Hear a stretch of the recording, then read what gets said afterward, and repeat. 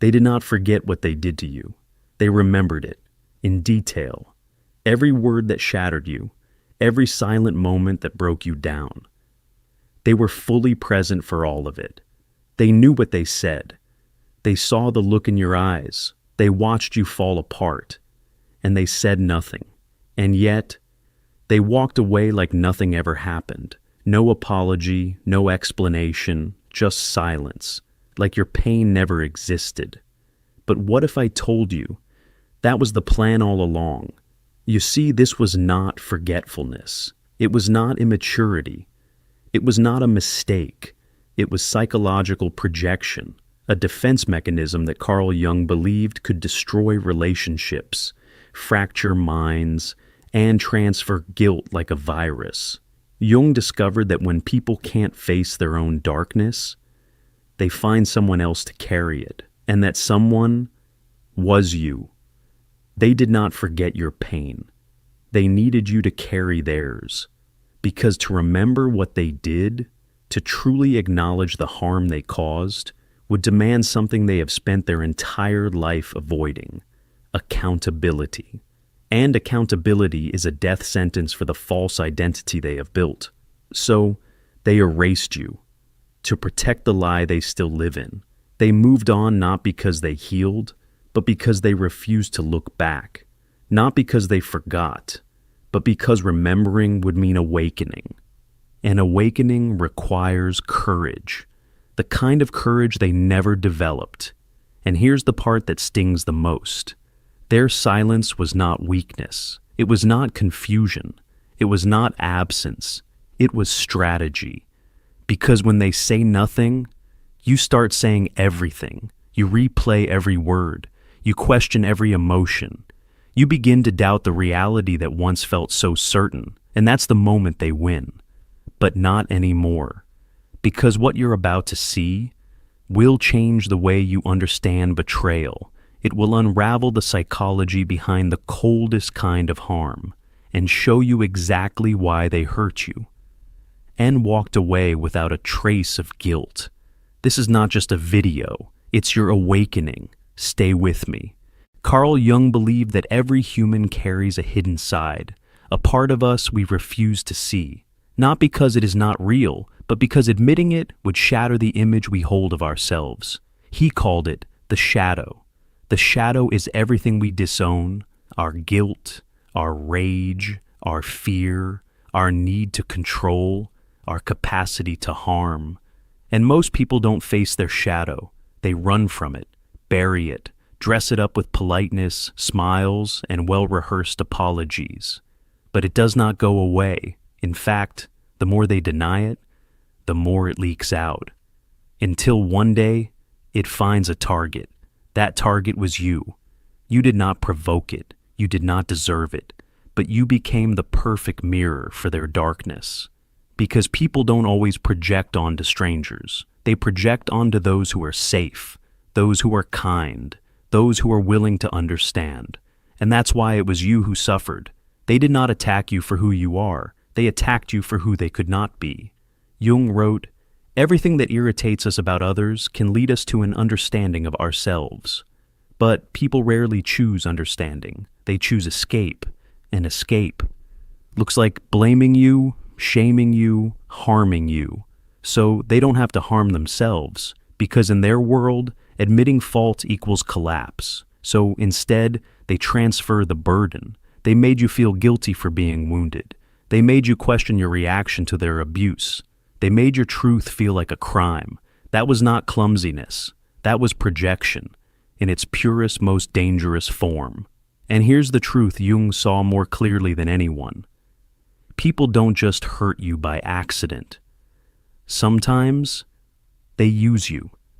Not for love, not for connection, but to bleed out the parts of themselves they are too afraid to face. You were their release valve, their emotional scapegoat, their unconscious therapist, but you were never meant to carry that weight, because the shadow they projected onto you was never yours to hold, and the pain they caused was never about you. It was the only way they knew how to run from themselves. There's something we tell ourselves to survive betrayal. Maybe they forgot. Maybe they weren't thinking clearly. Maybe they were going through something. Maybe they didn't mean it. But Carl Jung would have told you something far more unsettling. They didn't forget. They chose not to remember. Forgetting is passive. Forgetting is accidental. But what they did was intentional, not in the sense of premeditated cruelty, but in the sense of the conscious avoidance.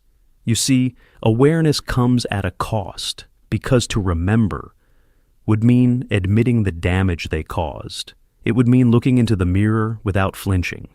It would mean confronting the parts of themselves they've spent a lifetime running from. And for some people, that level of self-awareness is unbearable. So instead, they craft an illusion, one where you were too sensitive, one where you misunderstood, one where you made it worse. They rewrite the memory in real time. They turn truth into opinion, fact into fog, pain into a misinterpretation. Because accountability demands change, and change threatens their survival.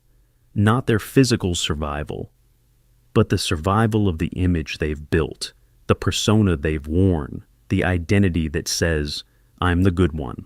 I didn't do anything wrong. I'm a victim of misunderstanding. So, they don't just refuse to apologize. They refuse to remember. Because memory is a mirror, and mirrors are dangerous when you're hiding from your reflection. Jung once said, the most terrifying thing is to accept oneself completely.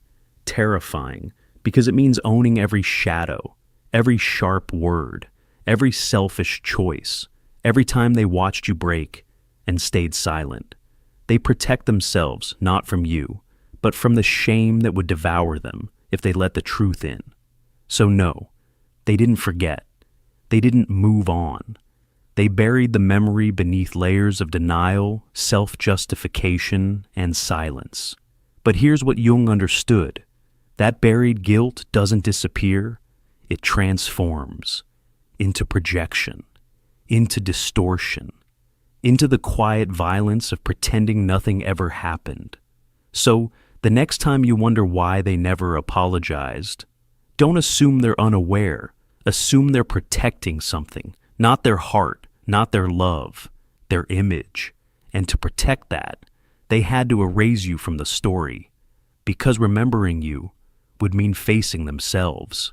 Carl Jung believed that every person wears a mask. He called it the persona, a carefully crafted identity we show the world, not to express who we are, but to protect who we don't want anyone to see. At first, it's harmless, the polite version of yourself at work, the smile you give when you're dying inside, the I'm fine you whisper when you're anything but.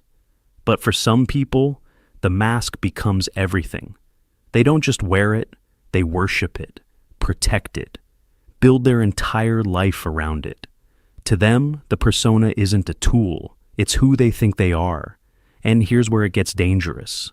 The persona must always be innocent, always justified, always good. So, what happens when they hurt someone? What happens when the mask cracks? They don't apologize, they double down. Because admitting fault would mean shattering the very image that holds them together, not just socially, but psychologically. Jung called this state of living the provisional life, a life built not on authenticity, but on maintaining an illusion of control and virtue. It's the life of someone who never really confronts their inner world, someone who survives by staying just deep enough to function, but never deep enough to transform. These people don't grow, they maintain, they justify, they intellectualize everything except their own flaws. And when their actions hurt you, they don't ask, "What did I do?"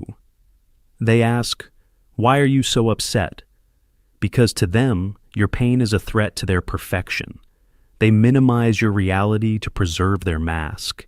They turn your trauma into drama, your honesty into attack, your boundaries into betrayal. And slowly, without realizing it, you begin shrinking to protect their image too. You stop asking for what you need. You downplay your hurt. You walk on eggshells just to keep the peace. But peace that requires your silence is not peace. It's emotional captivity. And Jung warned us, what you resist not only persists, but grows in size. The more they protect their mask, the more destructive their shadow becomes. Because the provisional life is not life at all. It's a performance. And you were never cast in their play to be seen. You were cast to validate the role they refuse to stop playing. The mask isn't just for others, it's for themselves. Because if they ever take it off, they might finally see the damage they've done. You thought the silence meant confusion, that they didn't know what to say, that they were processing. Maybe they needed space, time to think, time to heal. But the truth is darker.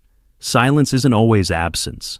It's not always ignorance. Sometimes, silence is strategy.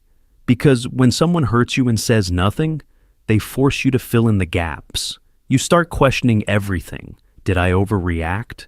Was I too sensitive? Maybe I misunderstood.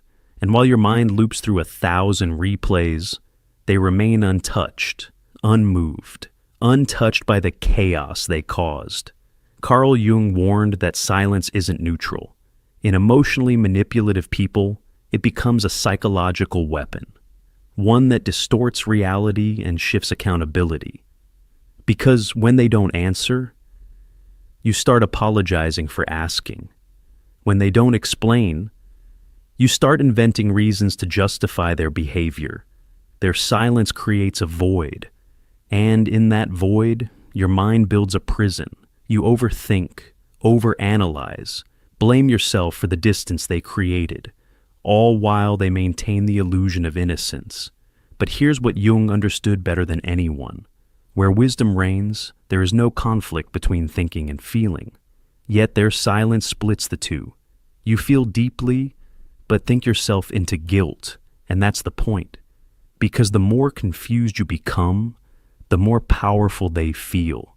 Silence becomes a throne, and your desperation for closure becomes the crown they never earned. Every time you reach out, every time you explain yourself again, every time you beg for clarity, you hand them control. They didn't give you silence by accident. They gave it to watch you crumble. They weaponized absence. They turned emotional detachment into domination.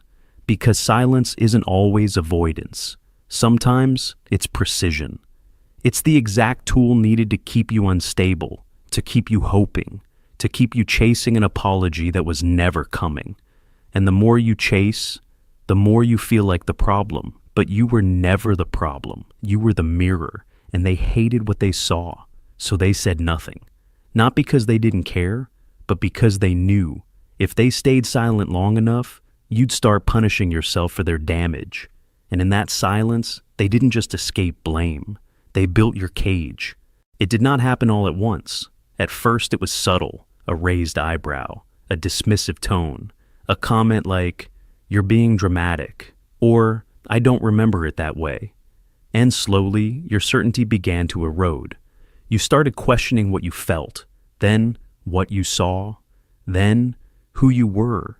This is the gaslight loop, but its origin runs deeper than simple manipulation. Carl Jung called it shadow projection, the unconscious act of pushing one's darkest parts onto someone else, to avoid the horror of facing them directly. But projection alone isn't enough, because once their shadow is on you, they still have to make you accept it. That's where gaslighting comes in. They don't just deny what happened, they rewrite it, they minimize it, they twist it until you become the unstable one. Your pain becomes an overreaction. Your memory becomes unreliable. Your truth becomes an inconvenience. And in their rewritten version of events, you're no longer the one who was hurt.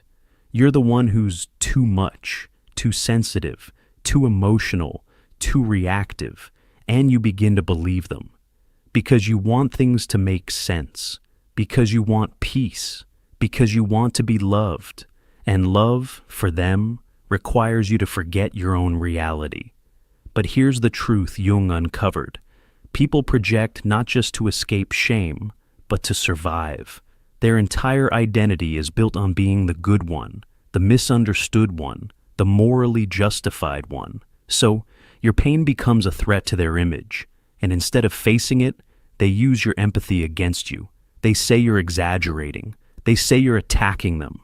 They cry when you confront them. So you end up comforting the very person who caused the wound.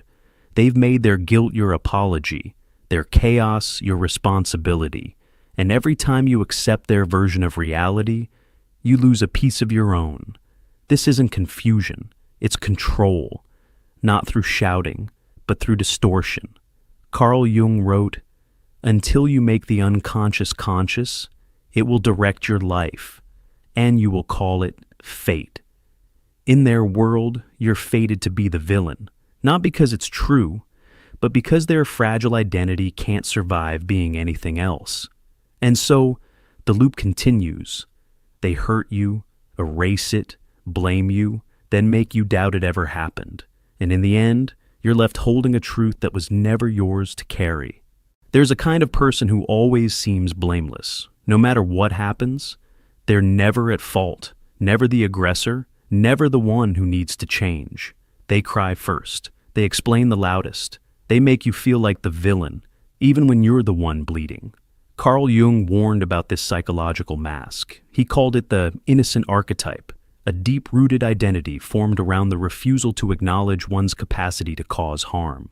These people aren't just avoiding guilt. They're addicted to innocence. They've built their entire emotional existence on one belief.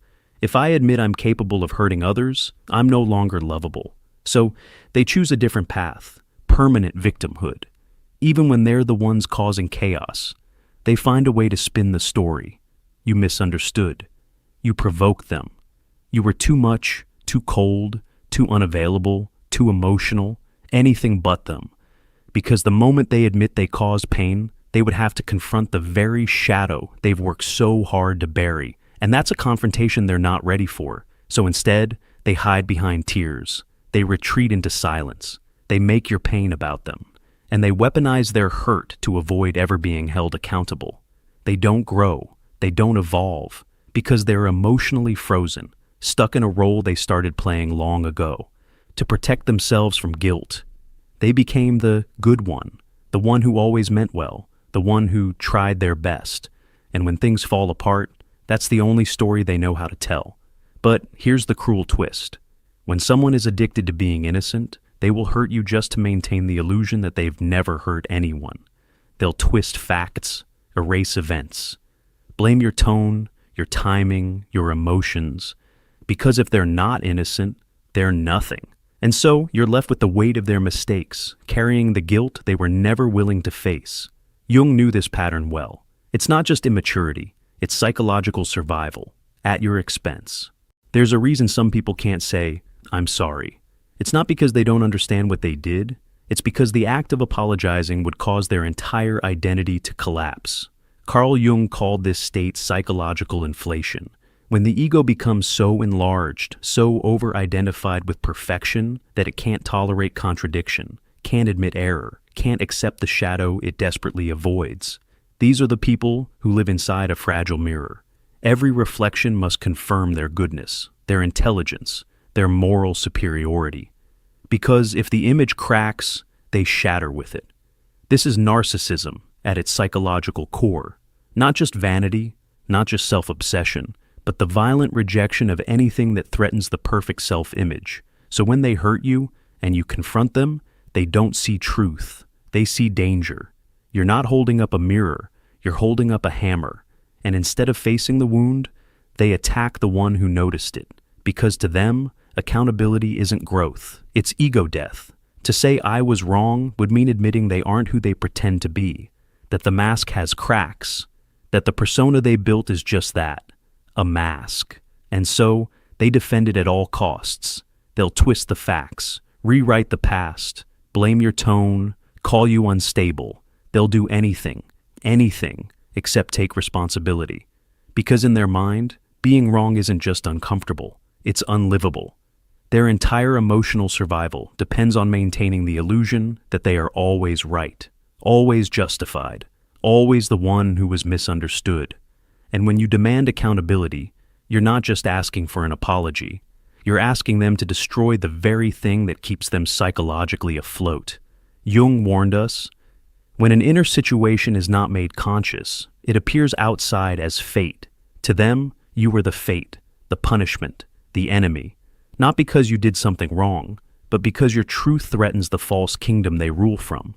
They don't run from guilt, they run from identity collapse. That's why they avoid the simplest phrase, "I'm sorry," because to them, it's not just an admission, it's annihilation. And so, they choose the easier path, silence, deflection, denial, because ego, to them, is not a mask they wear, it's a fortress they live in.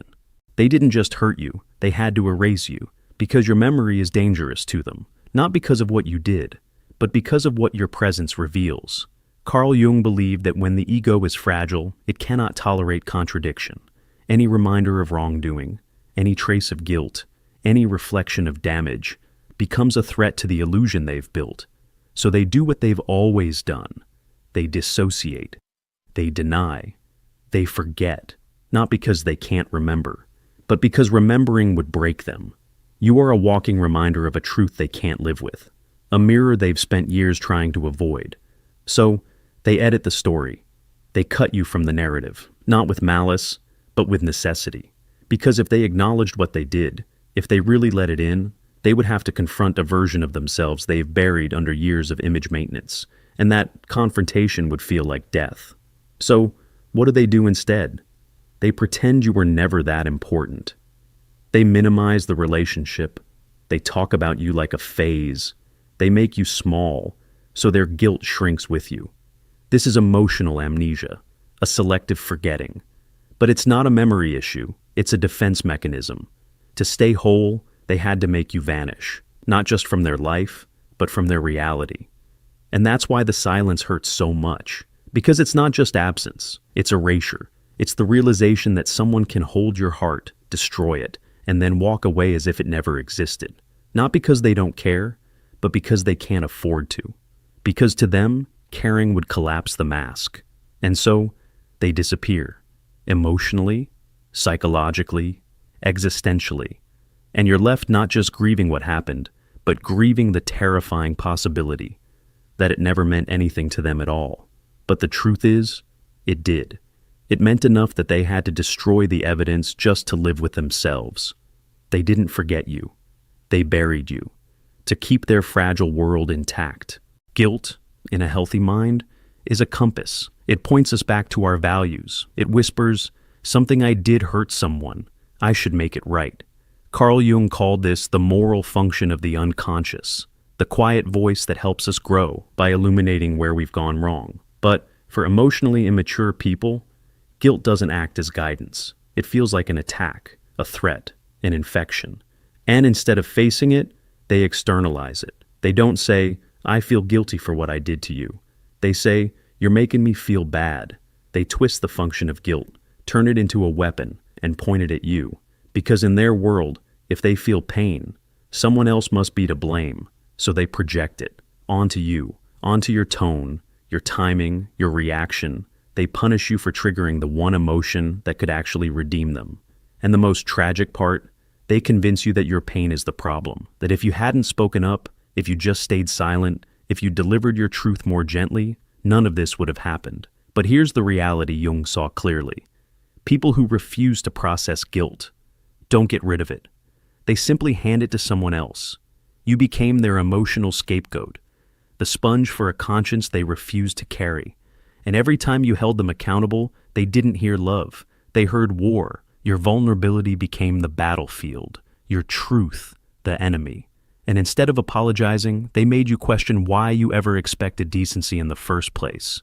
Because guilt, for them, isn't a guide back to self-awareness. It's a curse they have to purge, no matter who gets burned. Jung once wrote, "One does not become enlightened by imagining figures of light, but by making the darkness conscious." But these people don't want light. They want insulation. And if that means placing their guilt on your shoulders, they'll do it without hesitation. You weren't asking for too much. You were asking for reflection. But when someone sees their own conscience as an enemy, even your honesty becomes unforgivable. There comes a moment on every healing journey when the truth stops whispering and starts screaming. That moment is this. You can't wake someone who wants to stay asleep. You can't love them into awareness. You can't hold them long enough, patiently enough, purely enough, to make them see what they refuse to face.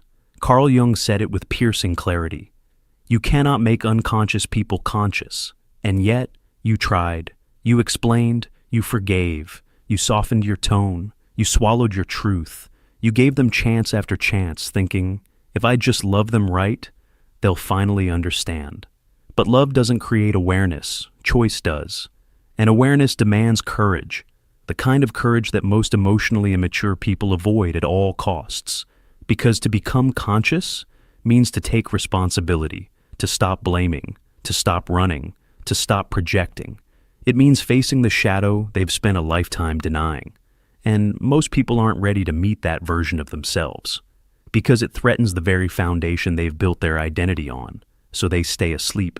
Not because they don't see the signs, but because they've learned how to look away, how to numb, how to distract, how to survive without ever evolving. And every time you tried to pull them into the light, they dragged you deeper into the dark.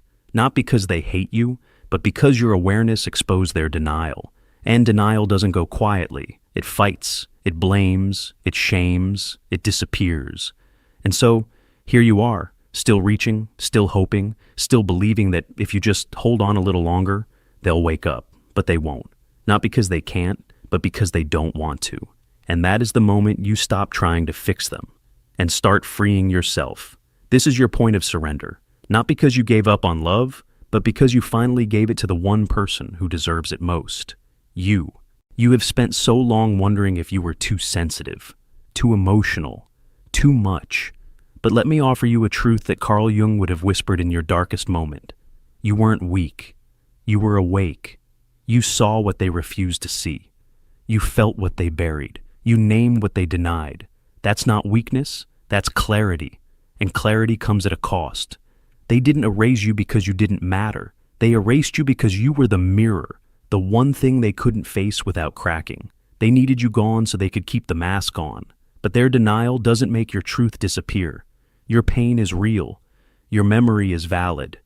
Your experience was never too much. They just didn't have the strength to carry it. And so, they handed it back to you, wrapped in silence, blame, and shame. But here's what matters now. You didn't lose yourself. You're still here, still breathing, still healing. And that means they didn't break you. They revealed you. Because real love remembers. Real maturity says, that was my fault. Real healing doesn't come from erasing. It comes from integrating. Let this be the line you draw in the sand. The moment you stop blaming yourself for their fear and start walking toward the person who was always there, even when they made you question her. You. This is not your ruin. It's your awakening. And you never have to explain your truth again. Not to someone who refused to hear it. And especially not to someone who feared what it would reveal.